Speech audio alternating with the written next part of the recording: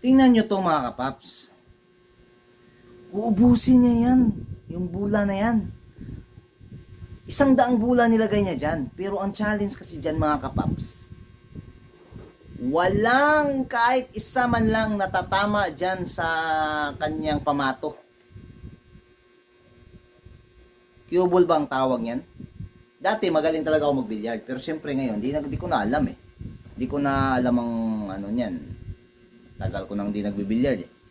Pero marunong pa rin ako. Pero yan talaga mga paps, believe ako dyan. Alam yung bakit?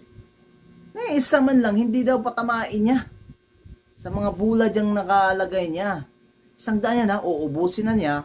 Wala pang isang, tingnan mo, pumapasok-pasok pa sa loob yan ha. Pumapasok-pasok pa yung mga pamato niya sa loob. Oh, may tumama ba? Siya lang naman ang master billiard, no?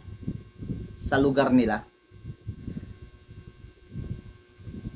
Pero sa ganyang kagaling, pwede pang laban yan sa international.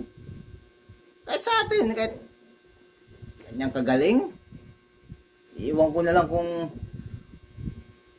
di manalo yan. Posible. Pero kung si Efrem Bata Reyes ang maglaban dito, sa prime ni Efrem Bata Reyes, kayang tapatan to. Kaya. Mahirap talunin yung si Efrem Bata Reyes. May ano yun eh.